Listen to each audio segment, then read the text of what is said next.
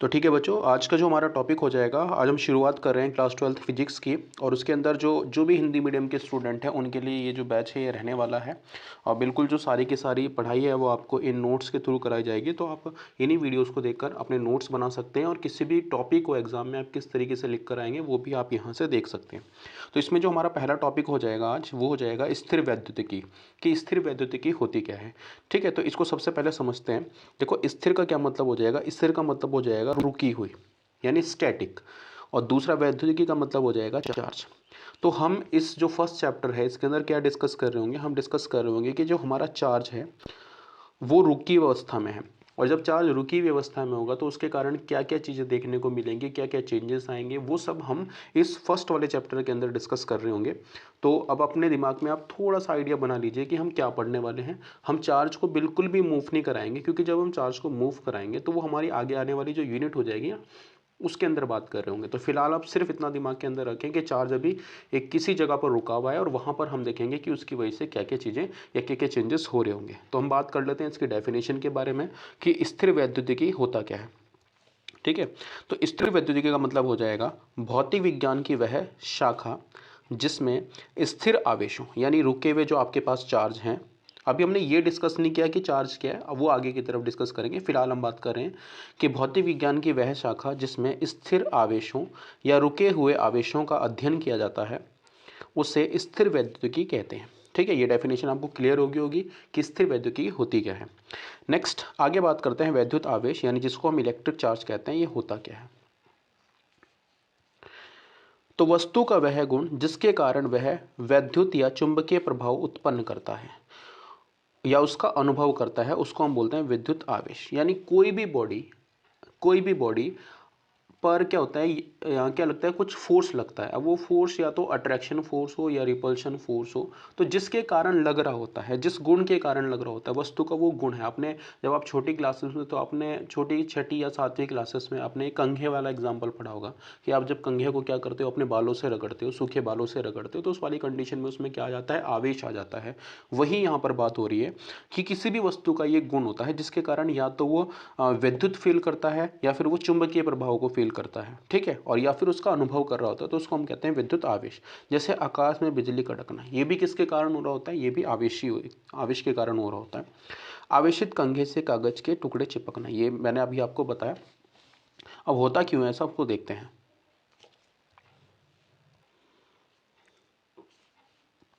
तो देखिए, उसके होने का कारण क्या होता है। पेन या कंघे को सिर पर रगड़ने पर कागज के टुकड़े, और उसको कागज़ के पास ले जाओगे जब आपने उसको सिर से रगड़ा अपने कंघे को, और उसके बाद आप टुकड़ों कागज़ के टुकड़ों के पास लेकर जा रहे हो, तो कागज़ के टुकड़े पेन या कंघे से चिपक जाते हैं। अर्थात एक वस्तु दूसरी वस्तु पर रगड़ने से आवेशित हो गई। ठीक है, उसके अंदर क्या आ गया, आवेश आ गया। तो यही हम इसमें समझाने की कोशिश कर रहे हैं कि उसके अंदर या तो वैद्युत प्रभाव या फिर चुंबकीय प्रभाव आ जाता है, और जिस गुण के कारण आता है उसी गुण को हम क्या कहते हैं, आवेश कहते हैं। अब जो ये आवेश होते हैं ये दो तरह के होते हैं। या तो होगा धनावेश। ठीक है, धनावेश जब आएगा किसी वस्तु पर, वो आएगा इलेक्ट्रॉन की कमी के कारण। ठीक है, इसको समझने के लिए हम थोड़ा सा ऐसे समझते हैं इसको। सपोज आपके पास क्या है, आपके पास है NaCl। ठीक है, अब आप देखोगे NaCl को अगर देखते हो तो यहाँ पर क्या होता है, इसको तोड़ा जाता है Na पॉजिटिव में प्लस Cl नेगेटिव में। तो जो Na पॉजिटिव है इसके ऊपर क्या आया, पॉजिटिव चार्ज आया। पॉजिटिव चार्ज का क्या मतलब होता है, इसके ऊपर इलेक्ट्रॉन की एक कमी हुई है। ठीक है, और Cl के ऊपर क्या है, नेगेटिव चार्ज आया। इसका मतलब यहाँ पर Cl की क्या हुई, यहाँ फिर एक इलेक्ट्रॉन की क्या हुई है, बढ़ोतरी हुई है, इलेक्ट्रॉन की अधिकता हुई है। तो नेगेटिव चार्ज अगर आ रहा है तो इसका मतलब इलेक्ट्रॉन बढ़ रहा है, और अगर पॉजिटिव चार्ज आ रहा है तो इलेक्ट्रॉन घट रहा है। ठीक है, अब होता कैसे है, जैसे मान लिया जाए हमारे पास दो बॉडी है, मैं इसको यहाँ समझाने की कोशिश करता हूँ। सपोज हमारे पास दो बॉडी हैं, ये बॉडी A है और ये बॉडी B है। अब बॉडी ए ने क्या किया, बॉडी ए के पास सपोज 4 इलेक्ट्रॉन है और बॉडी बी के पास सपोज 5 इलेक्ट्रॉन है। इसने इसको सपोज 1 इलेक्ट्रॉन दे दिया। अब इस बॉडी के पास 6 इलेक्ट्रॉन हो जाएंगे और इस बॉडी के पास 3 इलेक्ट्रॉन हो जाएंगे। तो जिस बॉडी से इलेक्ट्रॉन जा रहा है उसके ऊपर कमी हो जाती है, तो उसके ऊपर आ जाता है पॉजिटिव चार्ज। और जिस बॉडी ने इलेक्ट्रॉन लिया होता है, जिसके पास जाता है, उसके पास बढ़ोतरी हो जाती है, उसके ऊपर आता है नेगेटिव चार्ज। तो आपको ये चार्ज याद रखना है कि इलेक्ट्रॉन जा रहे हैं तो वहाँ पर आ जाएगा पॉजिटिव चार्ज, और जहाँ से जिसके ऊपर इलेक्ट्रॉन जा रहे हैं उसके ऊपर आ जाएगा नेगेटिव चार्ज। ठीक है, ये वाली बात आपको यहाँ से। तो धनावेश और ऋणावेश जो है वो आपको क्लियर हो गए होंगे कि धनावेश कब आएगा किसी बॉडी के ऊपर, ऋणावेश कब आएगा किसी बॉडी के ऊपर। ठीक है, अब ध्यान थोड़ा सा चार्ज के बारे में और बात कर लेते हैं। जो चार्ज होते हैं वो दो तरह के होते हैं, वो आपने देख लिया। अच्छा, अगर दोनों के दोनों चार्ज आपके पॉजिटिव है, यानी कहने का मतलब है दोनों ही आपके पास क्या है, पॉजिटिव चार्ज हैं, तो ये समान प्रकृति है और समान प्रकृति के जो चार्ज होते हैं वो एक दूसरे को प्रतिकर्षित करते हैं। अच्छा, ये भी दोनों आप देख रहे हैं दोनों ही नेगेटिव हैं और फिर भी इनकी क्या है, समान प्रकृति है। और समान प्रकृति हमने देखा कि वो क्या करते हैं, एक दूसरे को प्रतिकर्षित करते हैं। अब आप देखोगे एक नेगेटिव है दूसरा पॉजिटिव है, अगर एक नेगेटिव दूसरा पॉजिटिव तो ये है विपरीत प्रकृति, यानी इनको हम बोलते हैं अनलाइक चार्जेस। और अनलाइक चार्जेस या विपरीत प्रकृति के जो चार्जेस होते हैं वो एक दूसरे को क्या करते हैं, आकर्षित करते हैं, इसलिए इनके बीच आकर्षण लगेगा। लास्ट हो जाएगा, यहाँ पर भी आप देख रहे होंगे कि पहला पॉजिटिव दूसरा नेगेटिव है, फिर भी इनकी क्या है, विपरीत प्रकृति है और विपरीत प्रकृति क्या करती है, एक दूसरे को आकर्षित करती है। तो हमने कुल मिलाकर यहाँ से ये वाला एक जो हमारा कॉन्सेप्ट है वो तैयार कर लिया कि जो एक जैसे चार्ज होते हैं, समान प्रकृति जो होती है वो क्या करती है, वो हमेशा प्रतिकर्षित करती है, और अगर विपरीत प्रकृति आपके पास है तो वो क्या करते हैं, आकर्षित करते हैं एक दूसरे को। समान प्रकृति के आवेशों के बीच प्रतिकर्षण बल लगता है तथा विपरीत प्रकृति के आवेशों के बीच हमेशा आकर्षण बल लगता है। ठीक है, ये बात आपको क्लियर हो गई। फिर हम बात करते हैं सजातीय और विजातीय आवेश के बारे में।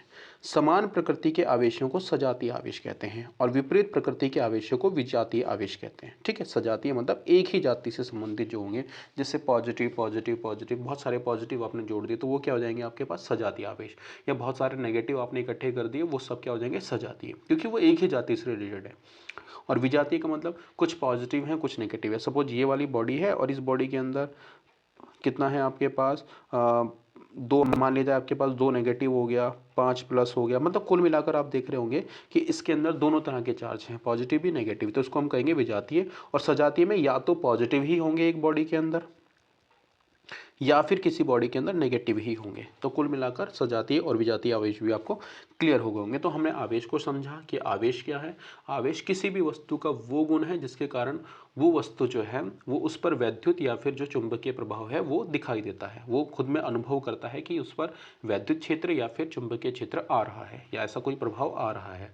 तो कुल मिलाकर हम ये भी बोल सकते हैं कि जो वैद्युत आवेश होता है या चार्ज जो होता है वो एक तरह की क्या होती है, एनर्जी होती है, जिसकी वजह से कोई बॉडी या तो उस पर आकर्षण बल लगता है या फिर प्रतिकर्षण बल लगता है। आकर्षण कब लगेगा, जब वो दोनों के दोनों चार्जेस कैसे होंगे, विपरीत प्रकृति के होंगे, और प्रतिकर्षण बल तब लगेगा जब वो दोनों के दोनों चार्जेस जो होंगे वो समान प्रकृति के होंगे। ठीक है, आगे की तरफ बात करते हैं। आवेश के मात्रक और विमा के बारे में बात करते हैं। देखो, जो आवेश होता है उसका जो मात्रक होता है वो कुलाम होता है, आप इसको कैपिटल सी से इंडिकेट करते हैं। और एमकेएस पद्धति में अगर हम बात करें तो इसका मात्रक होता है एम्पियर सेकंड। आप दोनों चीज़ें ही याद रखेंगे कि एसआई पद्धति में इसका मात्रक कुलाम होता है और एमकेएस पद्धति में जो इसका मात्रक होता है वो होता है आपका एम्पियर सेकेंड।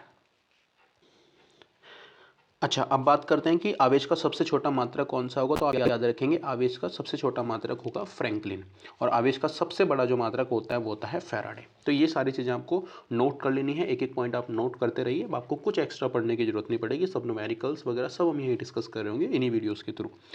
ठीक है, तो हमने क्या क्या बात की कि एसआई पद्धति में इसका मात्रक होता है कूलाम, एमकेएस पद्धति में इसका मात्रक होता है एम्पियर सेकंड, और आवेश का जो सबसे छोटा मात्रक होता है वो होता है फ्रैंकलिन, और आवेश का जो सबसे बड़ा मात्रक होता है वो होता है फैराडे। नेक्स्ट बात करते हैं इसकी विमा की। तो विमा कितनी हो जाएगी इसकी, देखो इसकी विमा हो जाएगी, आपको पता है फॉर्मूला आपके पास होता है I is equal to Q upon T, यानी धारा बराबर किसकी होती है, वैद्युत आवेश बटे समय अंतराल।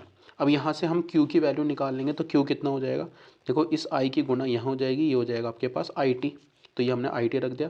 I जो होता है उसकी विमा होती है A और T की विमा होती है कैपिटल T, तो ये जाएगा आपके पास AT। तो हमारे पास जो आवेश है आवेश की विमा हो जाएगी AT। ठीक है, और ये फॉर्मूला तो आपको बता ही दिया मैंने, Q इज इक्वल टू कितना होता है IT होता है। और ये इसकी यूनिट के बारे में भी हम डिस्कस कर चुके थे, तो इसकी यूनिट क्या होती है 1 एम्पियर पर सेकंड, जो इसकी एमकेएस पद्धति में विमा है। अच्छा, यदि किसी चालक में 1 सेकंड में 1 एम्पियर की धारा प्रवाहित हो रही हो, जैसे आपके पास कोई चालक है, इस चालक के अंदर से अगर हम देखा कि 1 सेकंड के अंदर 1 एम्पियर की जो करंट है, 1 एम्पियर की धारा प्रवाहित हो रही है, तो हम कहेंगे कि इसके अंदर जो चार्ज है वो कितना है, 1 कूलाम है। तो ये भी आपसे 1 कूलाम की जो डेफिनेशन है वो पूछ सकता है, 1 कूलाम की परिभाषा क्या होगी, तो आप यहाँ लिख लेंगे हेडिंग डालकर 1 कूलाम की परिभाषा। 1 कूलाम की परिभाषा। नेक्स्ट, इलेक्ट्रॉन पर जो आवेश होता है, ये आपको बहुत इंपॉर्टेंट चीज़ है जो आपको याद रखनी है कि एक इलेक्ट्रॉन के ऊपर जो आवेश होता है वो होता है माइनस के 1.6 इंटू 10⁻⁻19 कूलाम। ये कई बार आपसे पूछा जाएगा, नहीं तो न्यूमेरिकल्स में भी आपको यूज़ करना पड़ेगा। अच्छा, इलेक्ट्रॉन पर जितना आवेश होता है वो नेगेटिव में होता है, 1-1.6 इंटू 10⁻⁻19 कूलाम, या 1.6 इंटू 10⁻10⁻19 कूलाम। और प्रोटॉन पर जो आवेश होता है वो होता है 1.6 इंटू 10⁻19 कूलाम। बस ये वाला जो चार्ज होता है ये प्लस में होता है। अच्छा, अल्फा कण की बात की जाए तो अल्फा कण पर जो चार्ज होता है बच्चों, अल्फा कण पर जो चार्ज होता है वो जो हमारे पास एक इलेक्ट्रॉन पर चार्ज होता है उसका 2 गुना होता है। तो आप निकाल सकते हैं, देखो आप लिखोगे 2e यानी 2 गुना। एक बार डायरेक्टली ये क्वेश्चन एग्जाम में पूछा गया था कि अल्फा कण पर कितना आवेश होता है, तो आप याद रखेंगे अल्फा कण पर 2 गुना आवेश होता है इलेक्ट्रॉन के आवेश का। तो आप उसको 2 से गुना कर देंगे जो एक इलेक्ट्रॉन पर आवेश था, तो ये आपके पास आ जाएगा 3.2 यानी 3.2 गुना 10⁻⁻19 कूलम। ये चीज़ें आप नोट करते रहिए, सब आपके जो न्यूमेरिकल्स हैं न्यूमेरिकल्स में यूज़ होगी। अगला है इलेक्ट्रॉन का द्रव्यमान। अच्छा, इलेक्ट्रॉन के द्रव्यमान की बात की जाए तो इलेक्ट्रॉन का जो द्रव्यमान होता है वो होता है 9.1 गुना 10⁻⁻31 किलोग्राम। जो प्रोटॉन का द्रव्यमान होता है वो होता है 1.67 गुना 10⁻⁻27 किलोग्राम। और इलेक्ट्रॉन क्या है, जो ये ई है, ये सबसे छोटा जो हम बात करेंगे वो मूल आवेश जो है उसको हम इलेक्ट्रॉन बोलते हैं। और मूल आवेश होता क्या है, किसी भी आवेशित वस्तु पर आवेश की न्यूनतम मात्रा, मैंने आपको बताया सबसे छोटा या फिर जो सबसे न्यूनतम मात्रा आवेश की होगी उसको हम कहते हैं इलेक्ट्रॉन। ठीक है, तो आज हमने अपना पहला लेक्चर डिस्कस किया। आप इनको इन वीडियोस से क्या करें, अपने प्रॉपर नोट शुरू कर दीजिए, क्योंकि ये वीडियोस की जो सीरीज़ हम कंटिन्यू रखेंगे। अगर आपको समझ आया होगा अच्छे तरीके से लेक्चर, तो एक बार लाइक शेयर सब्सक्राइब जरूर करें आप चैनल को, और मिलते हैं अपनी अगली वीडियो में।